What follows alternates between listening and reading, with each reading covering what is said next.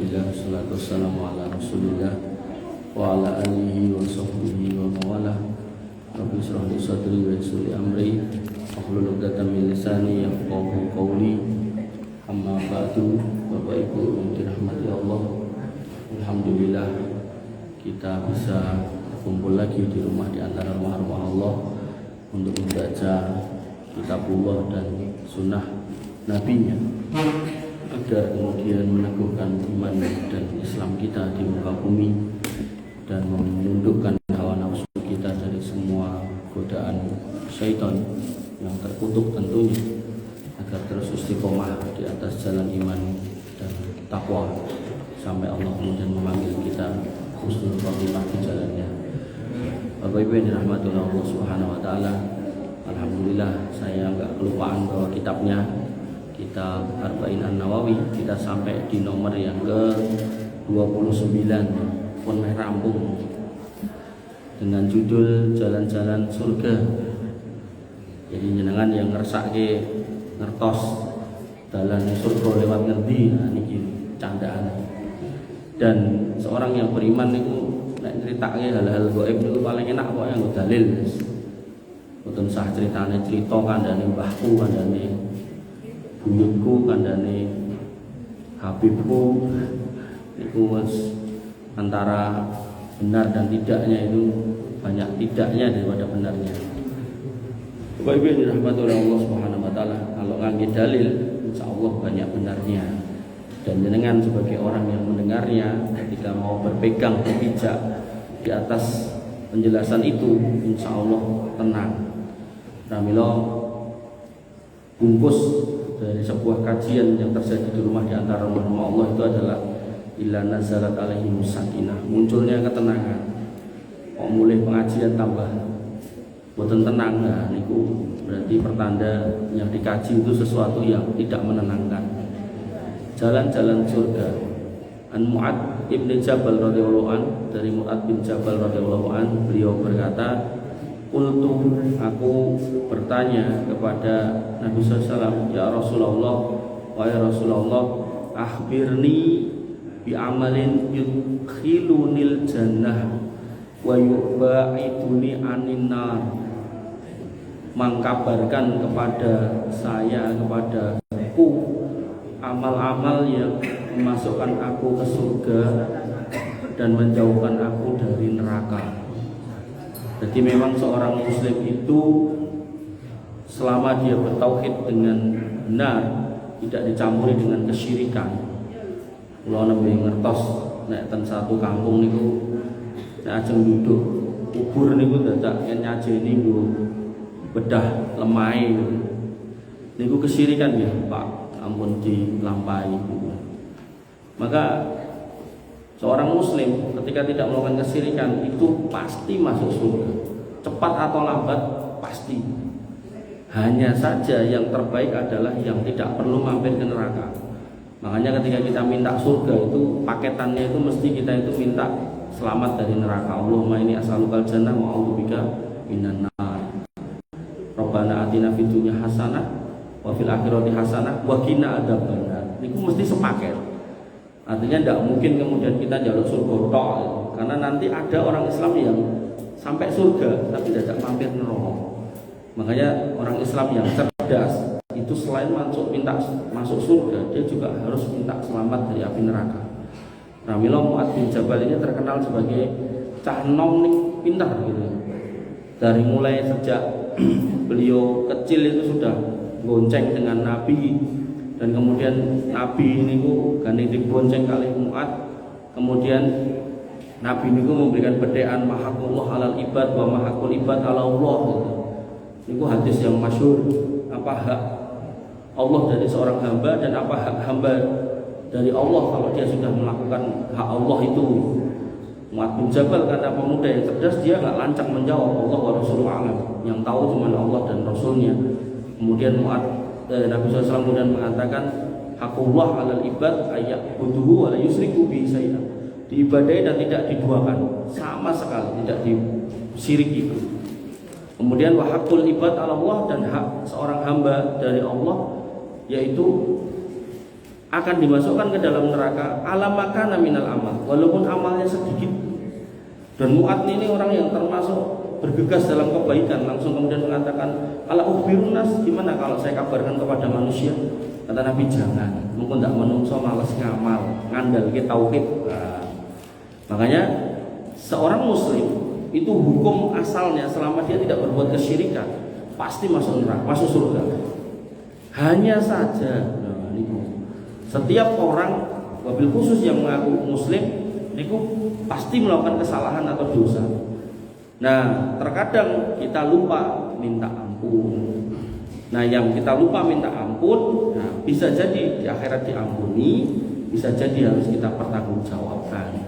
Ramil Mu'adz ini sebagai pemuda yang cerdas itu bertanya, ya Rasulullah, akhbirni bi amalin yudkhilunil jannah wa yubaiduni aninnar. Ya Rasul, kabarkan aku amal yang bisa memasukkan aku ke surga dan menjauhkan aku dari api neraka. Jadi sepaket. Qala, kata Nabi SAW, laqad sa'alta an adimin. Wah, kowe iki tenan tekok perkara yang besar, yang luar biasa. Wa innahu layasirun ala man yassarallahu alaihi. Dan sebenarnya perkara ini mudah buat mereka yang Allah mudahkan. Ini menjadi dalil Bapak Ibu yang dirahmati oleh Allah, ke masjid niku jane mudah wong gari mlaku. Nek tebih dari mancal motor. Tapi kadang ada orang yang rumahnya seberang masjid, ibu masuk masjid itu perkara yang paling berat dalam hidupnya. Yo Islam juga, bukan sing sebelah masjid tapi non muslim mboten orang Islam. Tapi dari melompatnya kadang berat. Makanya di situ ihdinas siratal mustaqim itu benar-benar kita hayati dengan benar. Karena yang namanya hidayah ini kok akhirnya membuat kita itu ringan untuk masuk masjid, ringan untuk sholat berjamaah, ringan untuk megang mic adzan, ringan untuk buka masjid kalau belum ada yang buka. Karena kadang lagi ada biaya, meneng masjid jane, ngenteni adzan. Rane sing adzan yo gak mangkat. Atau kemudian wis pakat ketok waduh lampune peteng ra sida mangkat pilih mulih. Nah, tekad bulat ini benar-benar selain datang dari diri kita, juga harus tentunya kita pahami itu datang dari izin Allah, rahmat Allah. Dan itu kita minta. Makanya di sini Nabi mengatakan jane gampang. Ning memang harus digampangkan oleh Allah Subhanahu wa taala. Karena banyak orang itu yang ngerti itu jalan masuk surga, ini enggak mau. Orang Islam tuh kalau ditanya, "Wong salat mlebu surga apa ora?" Mlebu surga. Lah kowe salat ora? Lah sok-sok ya ora gitu kan. Nah, itu loh bagian dari hidayah niku ten niku. Yang pertama kata Nabi SAW, ta'budullah wa la tusyriku bihi syai'an. Sembahlah Allah dan jangan pernah menyekutukannya. Niki jane yo gampang. Tapi sama sebagian orang niku digawe susah. Jane gampang. Pokoknya anggar sing urusan menyembah kepada selain Allah ndak usah ikut. Jane yo gampang. Misal nggih. Enten bersih desa sing kaitane kalih niku diruat-ruat niku. Kan nek kita mau ngikuti ini gampang, rasa melu. Kon iuran ya rasa bayar gitu kan. Diundang ya rasa mangkat, jane kan gampang. Tapi akhirnya nopo yang hadir? Oke, wo. Engko di nangke tanggane. Padahal ketika jenengan gak pekewoh sama Allah nih, pekewoh sama tanggane, hati-hati hidup jenengan gak dijaga sama Allah. Padahal ketika kita memahami alhamdulillahirabbil alamin, Allah itu yang mencipta kita, yang memberi rezeki kita, yang menjaga kita, memberikan kesehatan kepada kita. Lah kok kita malah macam-macam sama Rabbul Alamin, ya hati-hati. Makanya di satu kajian tadi itu sampai saya ya rada emosi gitu karena arep mendem mati lho dadak kayak gawe sajen dienggo bedah bumi ngomongnya. Nah, ya saya tinggal jawab, nek daerah gelem duduk, kon metu golek tukang duduk liyane. Ora usah kowe sing duduk metu wae. atau dudukan duitnya itu tak kayak kowe bar rampung mbok duduk. Ampun kemudian gampangnya cerita. Wah, iki wis umum ngene. Yo, golekno kembang nancap piturute. Karena nanti tidak dianggap rawomu. Ampun Pak Bu. Niki jenengan harus mulai rubah. Karena nanti orang yang terakhir masuk surga itu adalah orang yang harus mempertanggungjawabkan semua dosanya banyak banget di neraka. Tapi kemudian Allah berkenan untuk selamatkan, bersyarat dia nggak pernah berbuat kesyirikan. Sebaliknya orang-orang yang mungkin ahli ibadah tapi kemudian berbuat kesyirikan, Allah sudah pastikan innallaha la yaghfiru ayyushraka bih wa yaghfiru ma duna dzalika. Gak ada ampunan sama sekali buat orang yang berbuat kesyirikan. Belum lagi nanti ayat yang lain, walaqad uhiya ilaika wa ilal ladzina min qablika la in asyrakta la yahbatanna amaluka wa la takunanna minal khosirin. Dan sudah kami wahyukan kepadamu wahai Muhammad, nabi-nabi yang lalu juga demikian. Kalau kamu masuk di wilayah kesyirikan, tak hapus semua amalmu. Gak ada cerita lagi kamu pernah berbuat kebaikan. Selesai, kamu jadi orang rugi. Belum lagi nanti jaminan tentang orang yang berbuat kesyirikan pasti masuk neraka, gak akan pernah masuk surga, dan seterusnya. Terlalu banyak Pak Bu ancamannya. Makanya di sini Nabi memberikan gambaran jane gampang. Mau nek rati gampangnya karo Gusti Allah iki ora tekan kono. Nah, makanya yang pertama disebutkan ta'budullah wa la tusyriku bihi syai'an. Nanti dalam ayat yang lain Allah sebutkan yang namanya matahari, bulan, bintang, langit, semuanya Allah ciptakan musakharat bi amri, semua tunduk kepada Allah Subhanahu wa taala. Alalahul khalq, siapa yang bisa menciptakan selain Allah? Tidak ada. Nah, kalau itu sudah jelas semua itu Allah yang ciptakan, tunduk kepada Allah, dan mudah buat Allah, bintang tabrakan bumi kayak ben wong mati kabeh, mudah. Tapi Allah tahan itu semua berada di atas manzilah-manzilahnya, beredar dengan baik dan benar, terjadi siang malam, tertib teratur. Jenengan bisa ngukur sehari 24 jam pun benar, dan seterusnya. Maka di situ kita akan paham kalau Allah itu memang ada. Ketika Allah ada, maka kita tidak boleh bermain-main di wilayah akidah, wabil khusus kesyirikan. Hati-hati. Saya setuju.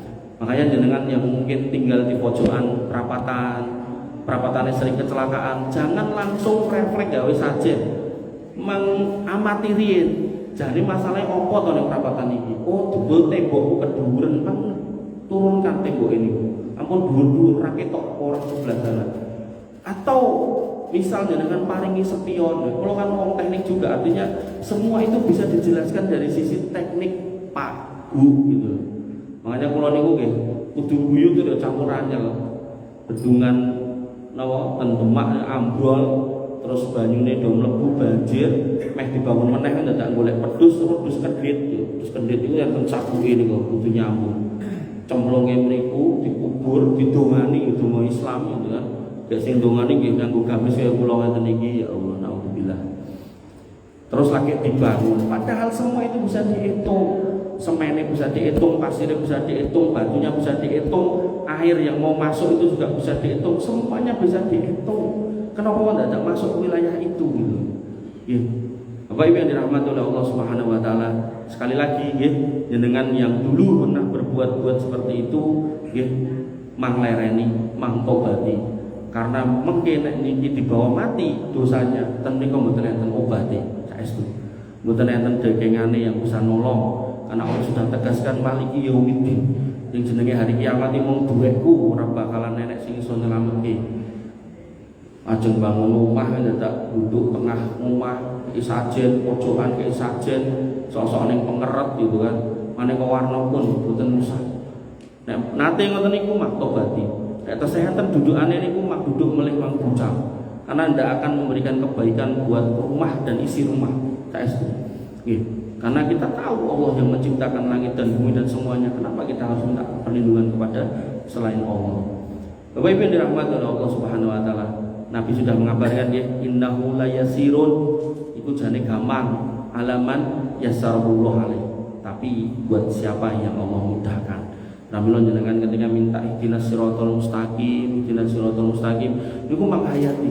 Jenengan itu benar-benar minta jalan yang lurus supaya dimudahkan untuk mengerti ya tadi gile. Menerima dan siap untuk berjuang. Apalagi ngapunten, jenengan sudah kepala 5, kepala 6, semua rambut yang ada di kepala sudah memutih gitu kan. Kok masih main-main di wilayah ngeten iki bahaya. Kula nganti kula eleke nek jenengan nyajeni kuburan nganti kuburane ambles jenengan ketuk ten niku dosa besar. Hati-hati. Gampang Allah kalau mau ngambles ki napa-napa. Ngabruke wit sing enten sekitare gampil niku. Bapak Ibu dirahmati oleh Allah Subhanahu wa taala, wa tuqimus shalah. Nek tenan kepengin mlebu surga, jauhi kesirikan, salat. Makanya tadi saya kasih prolog, orang Islam itu kalau ditanya, "Cara mlebu surga piye?" Salat. Itu salat ra sok. Salat ra orang. Salat ra ya nek Jumat tok, sesane Idul Fitri tok gitu. Bahkan ada orang Islam itu yang kalau kemudian dikatakan suruh sholat jawabannya alah aku sholat ya podo ae gitu. Seolah-olah sholat itu kemudian lantas tiba-tiba begitu dia selesai terus nebake duit kok langit bluk gitu. Nek nganti tenan. Nek ngantos tenan niku jenengan bar sholat medal king mriki tendalan niku tiba-tiba nek dit 10 juta pokokan anyar ceblok bluk. Sesuk ora nek wong Kristen Pak. Islam kabeh gitu. Makanya Allah mengatakan alladzi khalaqal mauta wal hayata liyabluwakum ayyukum ahsanu amala. Yang Allah pengen tahu itu bukan orang-orang yang menukar iman dengan dunia, tapi yang pengen Allah tahu itu orang yang benar-benar beriman dengan benar gitu. Kon salat, kon puasa, kon haji umrah makat gitu kan. Itu yang Allah inginkan, orang yang beriman dengan tulus, bukan orang yang mentransaksikan keimanan. Nah, kalau orang mentransaksikan iman itu orang munafik. Nah ada yang dulu senyum-senyum, sing ngedumi lali merengut gitu kan. Padahal jane wis cepake ning lali gowo gitu kan. Nah itulah orang-orang munafik. Bagaimana kemudian dia selalu mentransaksikan. Ramiro, kemarin saya kajian di mana gitu, saya lupa. Ten Gentan, kajian ibu-ibu Ten Gentan. Itu ada seorang dia namanya Yusuf namanya, laki-laki berarti. Itu bertanya, apakah saya harus membayar semua kebaikan ibu saya ketika saya masih kecil dipeliharanya karena ibu saya hari ini minta dibayar. Ya saya bilang sama beliau dalam pas kajian dan pertanyaan saya bilang, kalau dengan orang Islam dan saya yakin dengan orang Islam karena namanya juga Yusuf gitu, maka Allah mengatakan bahwa rabbuka alla ta'budu illa iyyah wa bil walidaini ihsana. Dan sudah Allah putuskan, Allah tetapkan bahwasanya jangan pernah menyekutukan Allah dengan siapapun, dengan apapun. Kemudian kepada orang tua berbuatlah ihsan. Jadi seorang muslim anak yang Islam kepada orang tua yang Islam itu perbuatan baiknya itu namanya ihsan. Ihsan itu tidak boleh bertransaksi. Lek aku penono yo ora apa-apa mbok, ning keprabone tak pek ndak boleh. Lah nek ra ngono anu ra adil kok. Mbokku pilih melu aku, mas-masku atau mau peni rapopo. Biarkan, kalaupun orang tua memilih kita, ya sudah, tidak apa-apa. Dan kalaupun orang kakak dan seterusnya nggak ngurusi, ya biarin, tidak apa-apa gitu. Dan seorang anak tidak boleh bertransaksi untuk kebaktian kepada orang tuanya. Sebaliknya begitu kemudian konteksnya adalah orang tua yang kafir, wa ijadaka ala an tusyrika bima laysa laka bihi ilmun fala tuti'huma wa sahibhuma fid dunya ma'rufa. Allah memilih menggunakan kata ma'ruf terkait orang tua yang non muslim. Ma'ruf di sini adalah kebaikan yang difahami masyarakat umum. Artinya kalau itu orang tua non muslim, dia nggak punya makanan, ya anaknya yang muslim harus ngasih makanan. Kalau nggak punya tempat tinggal, ya kasih tempat tinggal. Apakah ikut bersamanya atau sudah dikontrakkan? Kalau kemudian di tempat tinggalnya nggak ada makanan, nggak ada listrik, ya harus dibayarkan listriknya. Maka ma'ruf itu kebaikan yang secara umum orang paham itu adalah kebaikan. Tapi kalau ihsan itu harus di atas itu. Makanya ketika ditanya seorang suami itu harus mendahulukan istrinya atau orang tuanya, tentu orang tuanya. Karena memang harus ihsan. Dan nanti seorang istri akan mendapati anak laki-lakinya ketika melihat bapaknya berbakti kepada ibunya, maka anak laki-laki ini juga akan berbakti kepada ibunya melebihi kebaikannya kepada istrinya. Dan itu sebuah siklus yang nggak boleh dibolak-balik.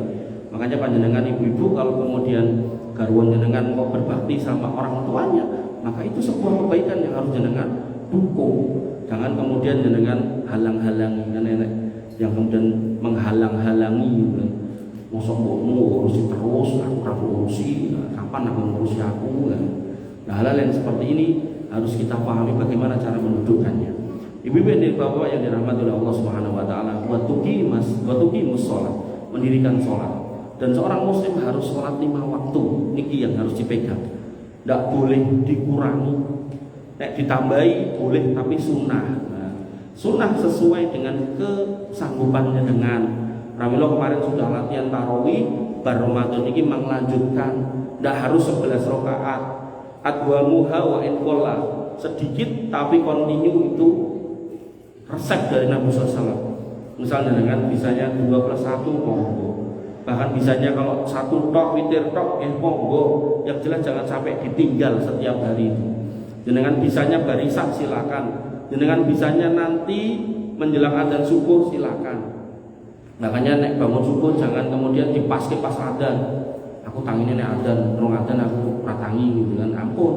Justru dipasang alarm itu jam 3, setengah 4. Begitu bangun dan masih sempat 2+1, 2 untuk tahajudnya, 1 untuk witirnya. Oh, aku pengennya 4+3 Mas, monggo. Aku pengennya 6+3 Mas, monggo. Aku pengennya 20+3 silakan. Pun sak longgare jenengan. Nggih. Bapak Ibu yang dirahmati oleh Allah Subhanahu wa taala, wa tuqimus shalah. Dan kemudian wa tu'tiz zakah. Dan kemudian membayar zakat. Tentu zakat di sini ada 2, zakat fitrah dan zakat mal. Kalau zakat mal itu buat yang mampu dan sudah mencapai haul serta nisabnya.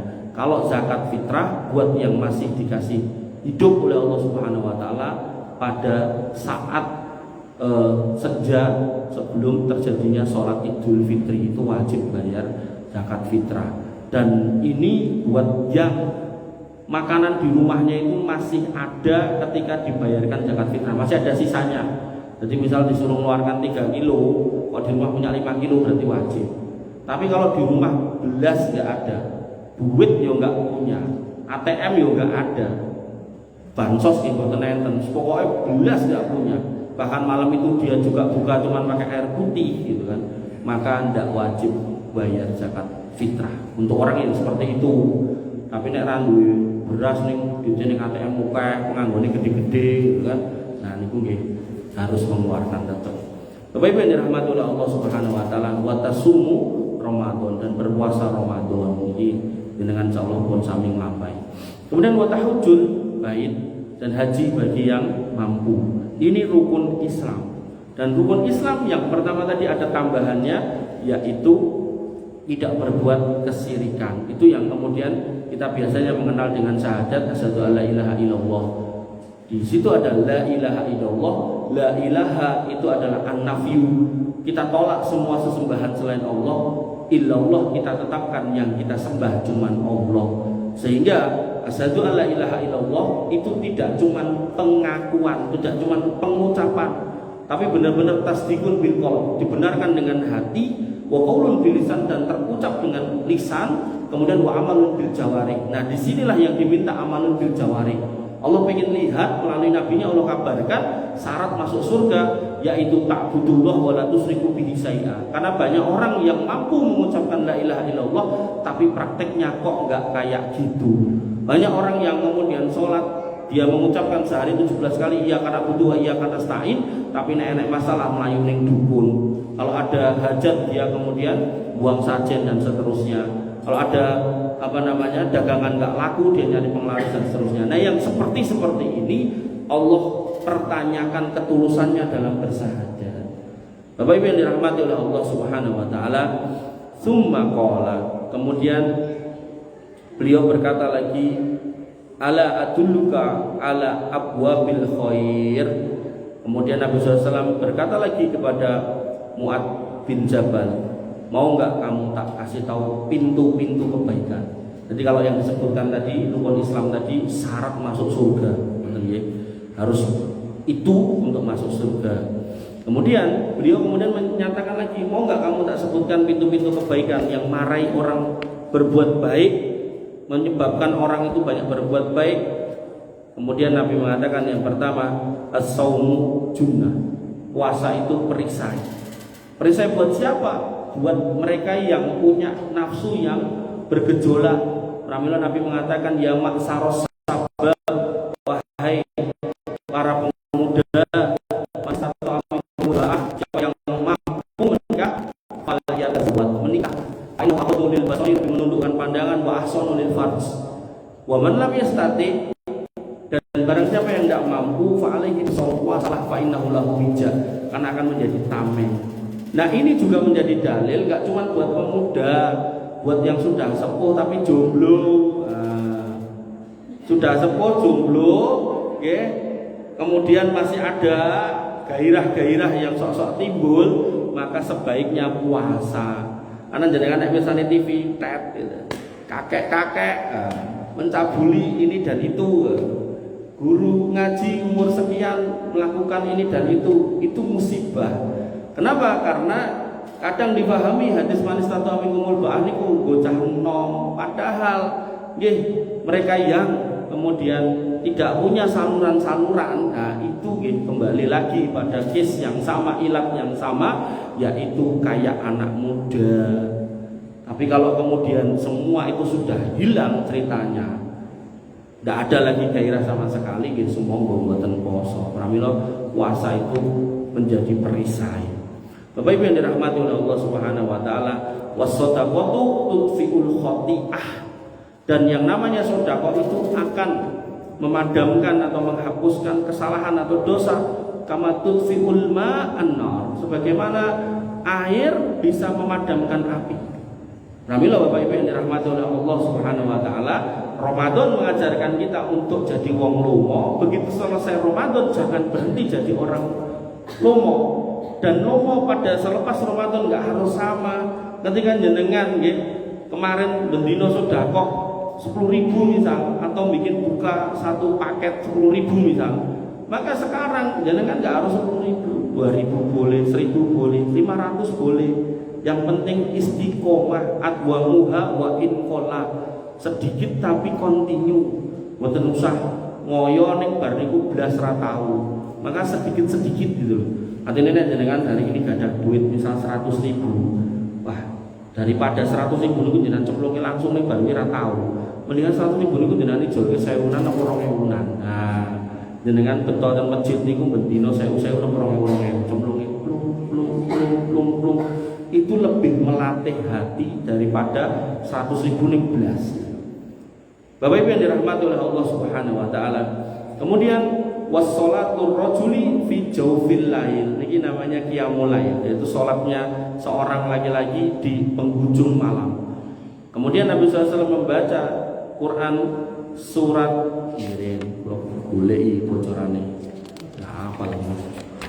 Nabi SAW kemudian membaca pada Quran surat As-Sajdah, tatajafa junubuhum anil madaji, lambung-lambung mereka jauh dari tempat tidur. Ini ciri-ciri penghuni surga yang masih ada di dunia, dan mudah-mudahan itu kita semua. Yad'una rabbahum khaufa wa tama'a wa mimma razaqnahum yunfikun, dan mereka berdoa kepada Rabbnya dengan rasa takut dan harap, dan mereka menafkahkan sebagian rezeki yang mereka miliki. Jadi menginfakkan itu gak semua, sebagian aja. Selesaikan urusan wajib jenengan di rumah, ke anak istri sudah selesai, listrik sudah, air sudah, semua sudah, ada sisa, masukkan kotak infak monggo, kasihkan tetangga yang tidak mampu silakan, atau bantu yayasan-yayasan tertentu yang membutuhkan silakan. Fala ta'lamu nafsum ma ukhfiya lahum min qurrati a'yun jazaa'an bima kanu ya'malun. Seorang pun tidak mengetahui apa yang disembunyikan untuk mereka, yaitu macam-macam nikmat yang menyedapkan pandangan mata mereka sebagai balasan terhadap apa yang telah mereka kerjakan. Artinya di sini disifati sifat-sifat yang kita harusnya sudah terlatih karena Ramadan kemarin. Yang pertama yaitu puasa, yang kedua sedekah, yang ketiga sholat lail. Namanya sholat lail itu jangan ditinggal, ibu-ibu yang dirahmati oleh Allah, bapak-bapak juga demikian. Kenapa?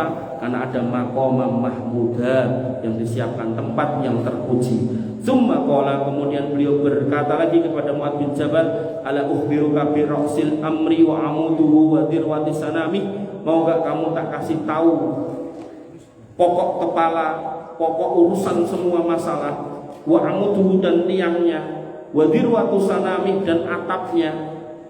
Qultu, kemudian aku mengatakan, bala ya Rasulullah, tentu ya Rasul, aku pengen tahu. Qala, kata Nabi, Rasul Amri al-Islam. Pokok urusan semua masalah itu Islam. Makanya kalau enten pengawasan yang tematik niku temane gonta-ganti. Niku daripada kula mumet mikir, kula tekoki jenengan ngersake nopo. Disitulah kemudian lahirlah banyak judul. Dan di situ kemudian saya meyakini Bapak Ibu yang dirahmati oleh Allah, semua permasalahan bisa dijawab. Tinggal bagaimana kita mengemasnya, tinggal jenengan tanglet sama sinten gitu. Kalau kemudian jenengan ketemu sama ustadz atau guru yang tidak bisa menjawab, itu bukan agamanya yang salah, mungkin beliau punya keterbatasan. Dan jenengan jangan pernah mencibir ketika ada ustadz yang jenengan tangleti dia jawab nggak tahu. Itu justru sebuah kemuliaan ketika dia nggak ngawur. Justru sebuah kejelekan ketika dia ditanya langsung jawab dan jawabannya sak-sae sembarangan itu kan. Maka jenengan harus senang kalau kemudian ketemu ustaz yang dijawab nggak tahu atau kemudian nanti saya cari tahu, itu lebih aman. Tapi nek anggap tekoi jawab terus jawabannya kok aneh-aneh gitu kan. Awes. Jenengan malah senang sing ngoten niku pun atos-atos itu fitnah di depan mata. Makanya Bapak Ibu yang dirahmati oleh Allah, apapun masalah di muka bumi ini bisa dijawab dengan Islam itu. Hanya saja kadang manusia itu boleh rumusnya kemana-mana, tekan Amerika, tekan Rusia, tekan Cina, gitu kan. Akhirnya yang terjadi bukannya tambah baik, yang tambah ruwet, gitu kan. Dan hari ini kita menyaksikan yang seperti itu, gitu, di mana-mana. Makanya jenengan pokoknya kalau ada masalah apapun dari mulai rumah, kemudian masyarakat, kemudian sampai level negara, sampai level apapun, itu Islam itu bisa menjelaskan. Makanya Nabi mengatakan Rasul Amri al-Islam. Semua urusan itu bisa diselesaikan berpulangnya kepada Islam. Wa amudu as-sholat, dan tiang dari semua itu adalah sholat. Ketika jenengan tidak sholat, udah pegangan itu, gojahan itu pun betul enten. Udah nggak ada pegangan, udah boleh. Kadang ketarik ke sana, kadang ketarik ke sana, kadang ketarik ke sana. Dan ketika sudah saring tarik menarik dan yang narik ini bukan orang-orang baik, bingung. Makanya nanti ada orang habis ngaji ke sini pindah ke sana, pindah ke sana. Terus yang didatangi itu beda-beda semua. Yang satu sini ritualnya begini, satu ritualnya sana, satu sana. Sampai kemudian diamatilah dengan oleh orang non muslim. Kebetulan non muslim ini ngobrol sama saya, diskusi kita perbandingan agama gini. Dia jane ya kalah jane. Cuman terakhirnya bilang gini, Mas, ini loh Mas, pusing itu. Aku ini tonggo, lebih untuk pesantren ini. Saya kita edan itu. Jadi bukannya ngomong ke soal sesuatu yang jelas hitam dan putihnya, tapi malah tonggone sing edan goro-goro ngaji di tempat-tempat yang aneh-aneh nih mau dijadikan patokan atas apa yang saya sampaikan. Kan ya udah, saya tadi mau ngobrol ya wis. Padahal sebenarnya kalau dia tidak menggunakan itu sebagai patokan, jelas hitam di atas putih gitu. Ini manusia, ini Tuhan, jelas gitu. Ini Tuhan nggak punya anak, jelas gitu. Ini Tuhan nggak punya istri, jelas. Tapi ya itu tadi terakhirnya kok ada di blok nganggo itu tadi. Maka Bapak Ibu yang dirahmati oleh Allah Subhanahu Wa Taala, wa amudu as-sholat. Dan ternyata kadang orang-orang yang ikut ritual-ritual aneh-aneh gitu tuh kadang sholatnya ya ora tertib. Kadang wayah sholat gitu kan malah latihan gitu. Latihan apa-apa lah semuanya. Ada sing latihan silat, ada sing latihan klontengan gitu kan. Kadang sholatnya jam piro gitu kan. Penting pokoknya acara iki ya, niku lho. Maka jenengan atus-atus kalau sama kayak gitu-gitu. Pokoknya anggar acarane wis judulnya agama tapi kok sholatnya diremehke. Ada sholat bablas gitu kan. Wayah adzan kok bablas ini jane ngajari agama, ngajari apa to gitu. Nah, wadir waktu sanamihi al-jihad, dan pelindung dari Islam dan tegaknya Islam bersama dengan kaum muslimin di bawahnya adalah jihad. Makanya ketika seorang muslim itu sudah berakidah benar, sholat dengan benar, maka hidup dan mati itu dia sudah tidak pikirkan. Yang dia pikirkan adalah bagaimana menjadi hamba Allah yang benar dan kemudian mati di atas akidah yang benar. Apakah matinya di atas kasur, apakah matinya diterjang senjata musuh, maka dia siap membela. Makanya tentang Kalimantan atau tentang pundi itu, tentang piai dibegal, dilawan. Wah, ditamplek niku senjata tajam, begitu mencelat senjata tajamnya dia ketoknya pistol, samplok juga gitu. Akhirnya diajar juga niku napa sing begal niku sampai tele-tele. Maka disitulah seorang muslim ketika memang dia ngerti hidupnya itu berkualitas di atas keimanan yang benar, berkualitas di atas agama yang benar, maka dia yakin mati sewaktu-waktu itu siap. Tapi kalau tiap hari bergulat dengan kemusyrikan, tiap hari nggak pernah sholat, itu yo pengennya urip sak terus makanya jenengan dapati hakim ini sampai ning bantale enten 5 miliar gitu kan, ning kasure enten 5 miliar. Terus bar niku ya Allah, niku padahal dia udah bersumpah di atas 10 kode etik hakim. Wah, ya dijabarke do banget itu. Dan niku piyahine niku mboten adoh yang mriki omahe Kartosuro, SMP Kartosuro sama Kartosuro.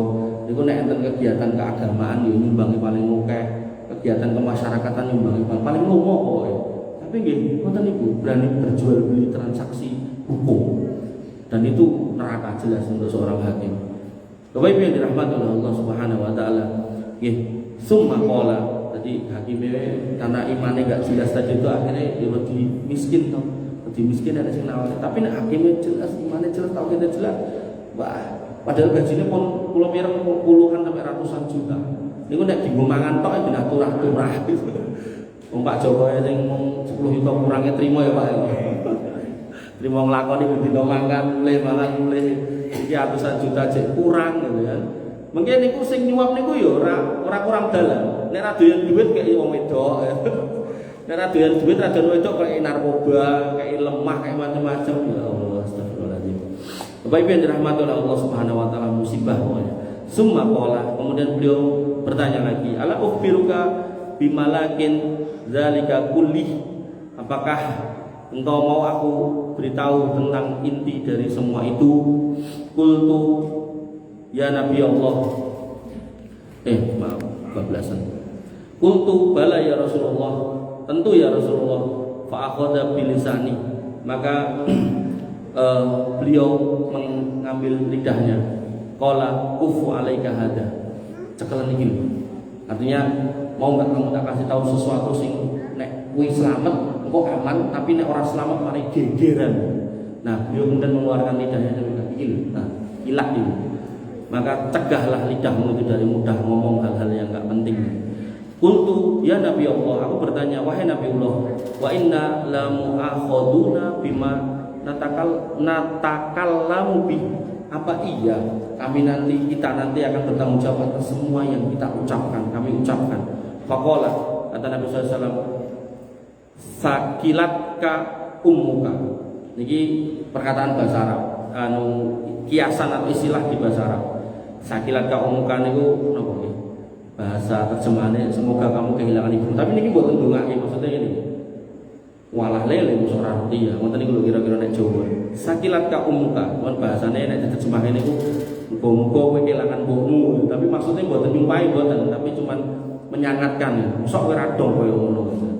Wahal yakubun nasu finnari ala wujuhihim au ala manakhirihim illa hasaidu alsinatihim. Bukankah banyak orang yang akan berjatuhan ke neraka di atas wajahnya, bahkan juga di atas hidung-hidungnya karena lisan mereka. Jadi Nabi ini menekankan lisanmu itu. Dan kita pun juga menyaksikan loh hari ini salah ngomong bacok-bacokan, salah ngomong tawuran, salah ngomong bunuh-bunuhan gitu kan. Sampai sing tentu anak umur 17 tahun bunuh anak kecil-kecil 2 itu. Itu ketok ya mergo ngeloke terus dibunuh terus dibuang gitu aja. Dan begitu dicari di kampung itu dia melu goleki. Tapi ternyata dia pelakunya, Masya Allah. Dan ternyata ini banyak. Dan ada lagi kasus saya lupa di mana itu. Jadi 2 bapak-bapak, yang satu gak berani sama satunya, yang diwedeni ini omongannya kuasa. Nah ini ngempet dendam, tapi gak berani melampiaskan ke lawannya ini. Dilampiaskan ke sini, putrane. Jadi begitu putrane lewat, putrane lawannya ini lewat, sing kayaknya ngelok kayaknya budi ini lewat. Niku lawang dibuka nonton niku dijiko, cet langsung guncangan tembok, drop gitu. Mati. Begitu mati terus ditempelin tembok di semen. Maka hari ini Bapak Ibu yang dirahmati oleh Allah Subhanahu wa taala, apa yang disampaikan Nabi ini semua terjadi.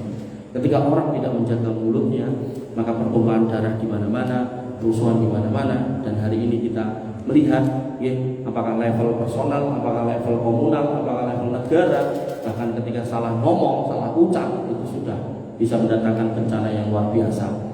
Tinggal misalnya kados Kim Jong Un ngomong perang udah rusuh kabeh, atau kemudian sinten Trump gitu kan, tembakan nuklir wes rusuh kabeh. Makanya ini benar-benar harus kita pahami dengan pemahaman yang detail agar kemudian kita hidup dengan damai. Ketika memang sesuatu itu berpotensi bikin masalah di masyarakat, tentu kita harus berhati-hati dalam menyampaikan. Kita harus menakar, melihat situasi dan kondisinya, menimbang untung dan ruginya, apakah sudah siap masyarakat itu mendengar apa yang perlu kita sampaikan. Kalau memang belum, maka sebaiknya ditunda sampai mereka kemudian memahami, jangan sampai bikin rusuh, bikin geger. Bapak Ibu yang dirahmati oleh Allah Subhanahu wa taala, bila mengatakan dengan saya kula aturaken, intinya rukun Islam kita jaga, kita penuhi semaksimal mungkin. Kemudian kita lanjutkan perjuangan kita setelah Ramadan, yaitu berpuasa, sedekah, dan kemudian sholat malam. Dan kemudian kita pahami semua masalah kehidupan kita ini berpangkal kepada Islam, maka kita bisa mencari solusinya dari Islam. Ketika dengan belum bisa mencari sendiri, maka fasalu ala dzikri kuntum la ta'lamun, dengan bertanya kepada ahlinya itu lebih baik. Dan kemudian hidup jenengan harus jenengan jaga dengan teguhkan dengan tiang yang namanya sholat. Dan kemudian ketika itu sudah terjadi, maka kita akan menghadirkan jiwa-jiwa yang siap berkorban, baik untuk keluarga, lebih-lebih untuk agama. Dan sisanya kita jaga lisan kita, jangan sampai melukai tetangga kita, saudara kita, bahkan jangan sampai melukai kaum muslimin secara luas. Wabillahi taufiq yang bisa saya sampaikan, mudah-mudahan bermanfaat. Kurang lebihnya saya mohon maaf. Ala minkum.